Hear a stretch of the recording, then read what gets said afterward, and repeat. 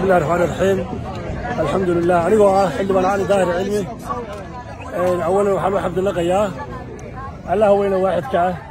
بانو حمد الله قياه لما كسيي ذلك يجي مدوسة على جدوه ده قاعد اللي يسوق قليي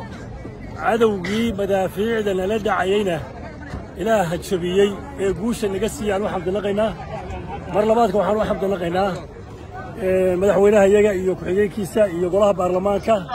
xukuumadda SSC Khaatumo oo iyadu ahayd runtii ragga isu taagay hawshan guusha laga ilaahay siiyey ama ka siiyey ilaa baan wax xabdinaa mar saddexaad ka wax xabdinaa ciidamada iyada ilaahay ha barakeeyo soo bajeestayaasha guulaystay ilaahay subxaanahu wa tacaala oo bakasiye guusha ayaan u mahad celinayaa intaa kadib waxaa maanta aan u sheegaynaa shacabweynaha Soomaaliya iyo adduunkaba in SSC Khaatumo ay maanta tahay dowlad madax dowlad ay tahay cadowgeediina jabisay ilaahna guushii siiyey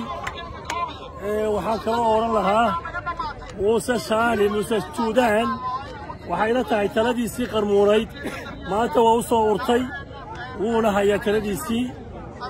baabuurta laga qabtay 70 kor bay u dhaaftay taangiyaa ku jira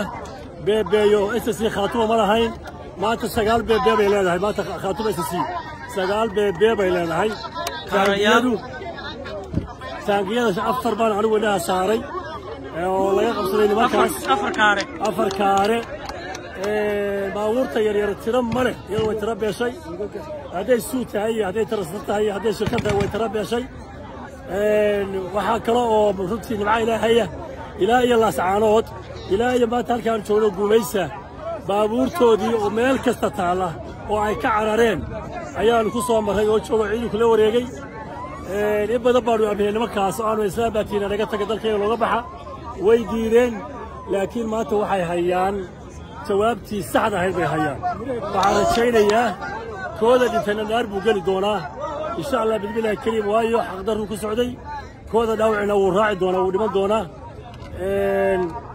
wax dhibaato ah oo ciidamadayada iyo dadkayga soo gaaray way yartahay meel lagu dagaalamo wax waa ku dhimanaya laakiin waa yartahay maxaabiista anigu aan tiriyey ee xabsiga aan geliyey aniga idila hadlaya 56 nin bay ahaayeen oo saraakiil ku jirto hadda la wadaa imikada ay la hadlayo ayaa la wadaa waxa ilaahay bahadi ah oo sharaf weyn ah wiilkii kibri jiray ee Faysal Cabdi Bootaan haduu maanta gacanteeda ku jiro taasna nimca ilaahay ilaa baan wax abdulqana waxay noola mid tahay anagoo Muuse iyo ninka loo jiray muxuu ahaa ina kaahiniyo odaga xumaay baasta iyo waxa anagoo gacanta ku hayna bay noola mid tahay mar hadaan Faysal gacanta ku hayna